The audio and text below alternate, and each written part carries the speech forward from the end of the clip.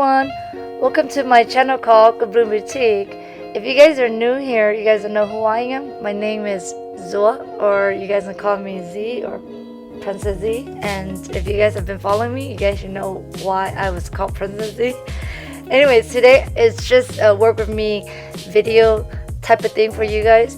So right here I'm working on Etsy orders. I have a bunch of Etsy orders from last week, and this video was filmed last week. So I was doing a bunch of like pink birthday shirts, and then you guys saw that I was hooping the shirt onto my infant station mighty hoop.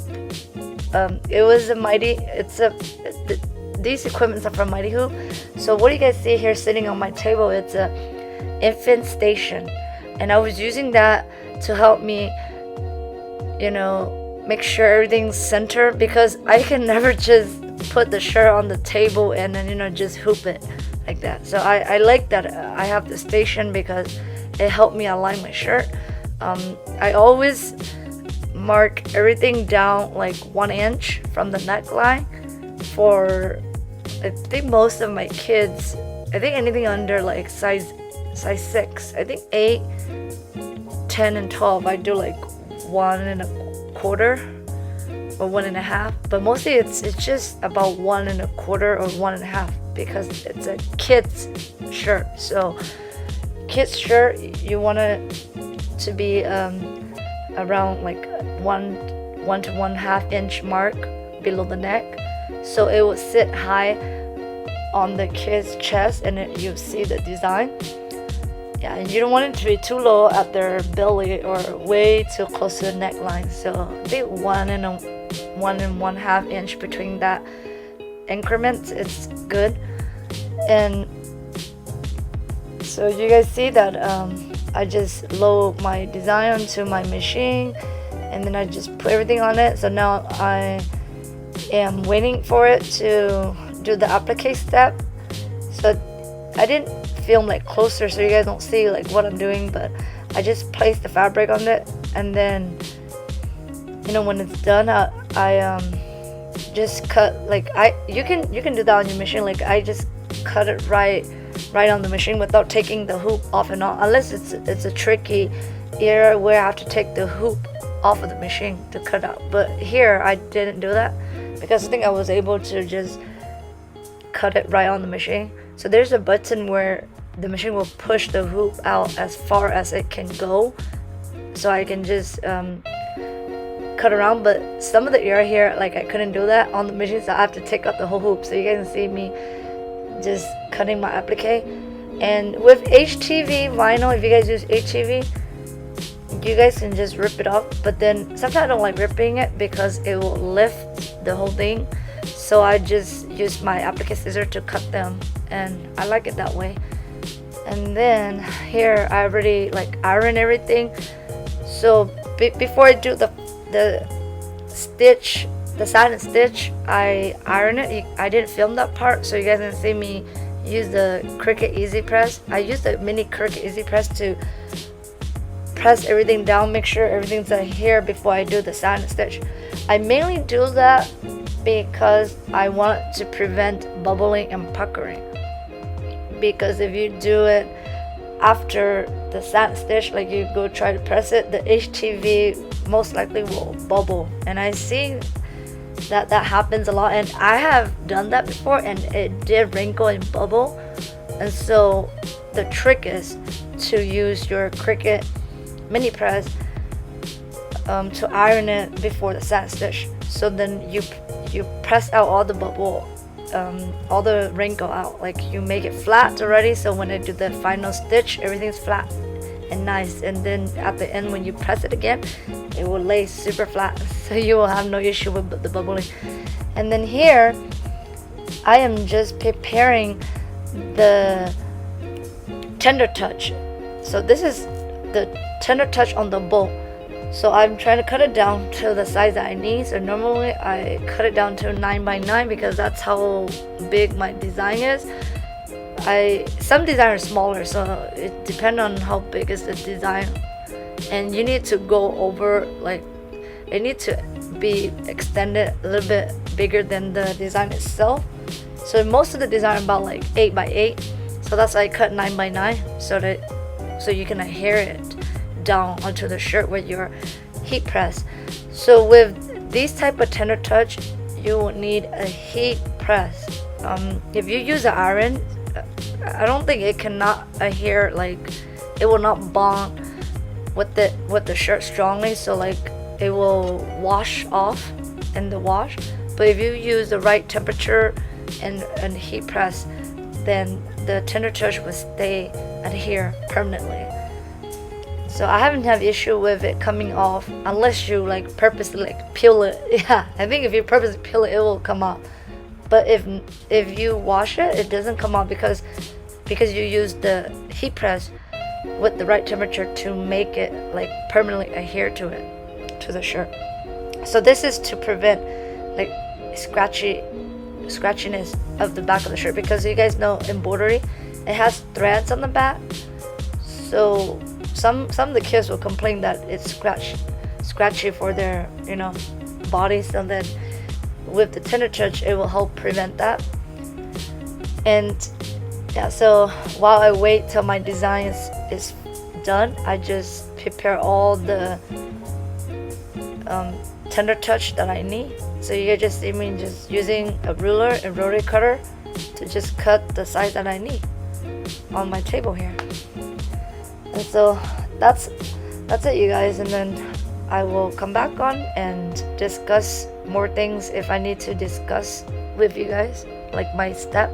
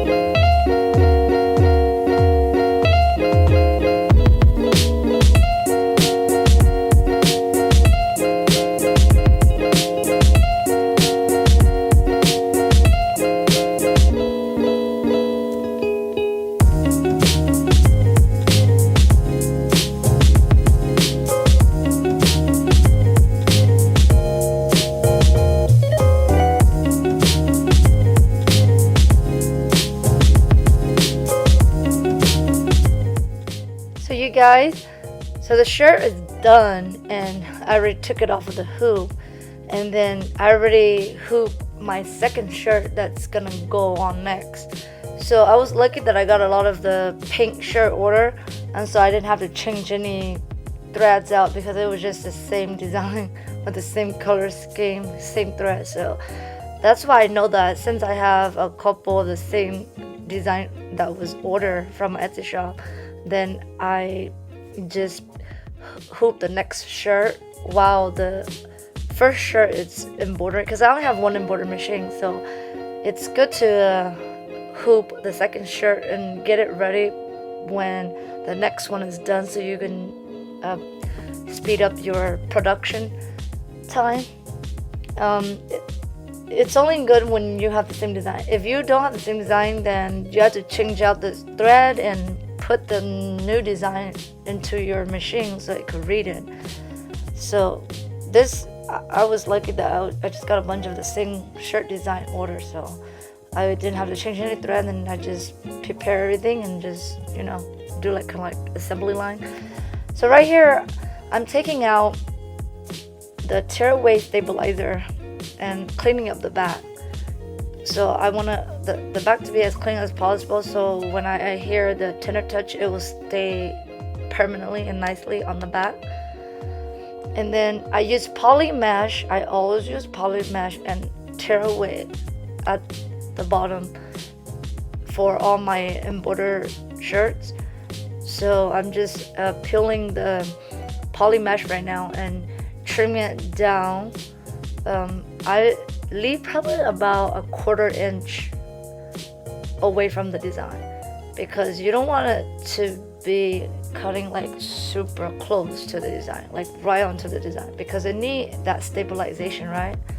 So I just leave like a 1/4 inch of stabilizer poking out. So that's how I cut my poly mesh. And then when I'm finished with that, I'll just put aside and then work on the next shirt. And so you guys see my machine is running. So my machine is already working on one of the design, and then I'm just cleaning up the first one that's already finished, and then I already got the third one hoop ready to go after the second one is done. And you will also want to prepare all your applique pieces. If your design has applique, make sure you prepare all of them, so you don't have to try to prepare it every single time when you do a shirt. Like if you prepare it before you do the production, you can just put it on when it's done with the applique step, which is the applique position. When it finished stitching on the applique position, you can place the fabric onto it instead of you cutting fabric and adhering it to heat and bond, and that will take away in some time. Anyways, so when I'm done with that, in this clip right here, you guys just see me going to my laptop, and I am preparing the next design. Since I finished the pink shirt already, so now I'm doing the new design. So this is a customer order, and this is a different design that somebody ordered. It's a baseball thing birthday shirt. So you guys just see me fixing it. Hey everybody, so on my live on Wednesday, I said that I need help with this number 10 design. The 10, it's a little bit wide, so I cannot use the 8x9, so I'm using this big frame. Luckily that this shirt is a little bit big, so this frame fits, but I did have to stretch it a little bit. But then I use fusible poly mesh just to help it not to make the shirt stretch a lot, so the design doesn't pucker when I finish. So I'm gonna be filming how I use this one to do the number 10, because usually with the birthday number shirt, I only do 1 through 9, but in this particular customer didn't read the description and they wanted the number 10.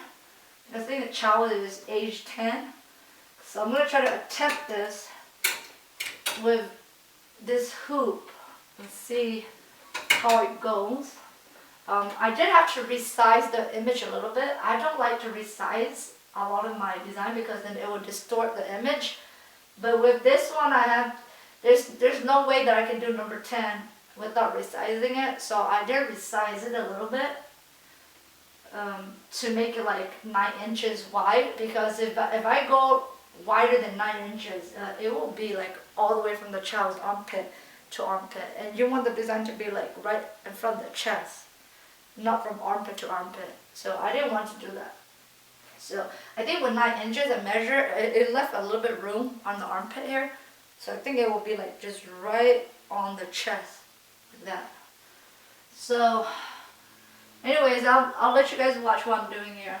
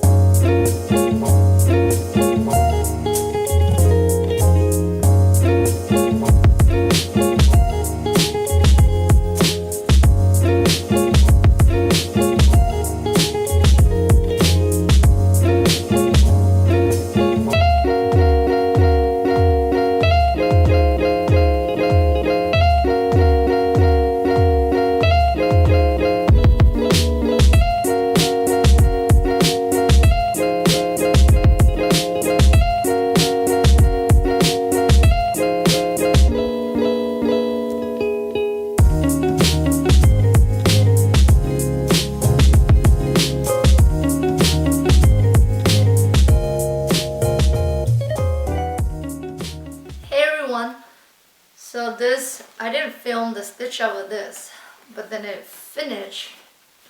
I think it looked pretty good. I was hesitant that it was gonna, if it was 12-inch, it would be like all the way over here. I think it looked okay compared to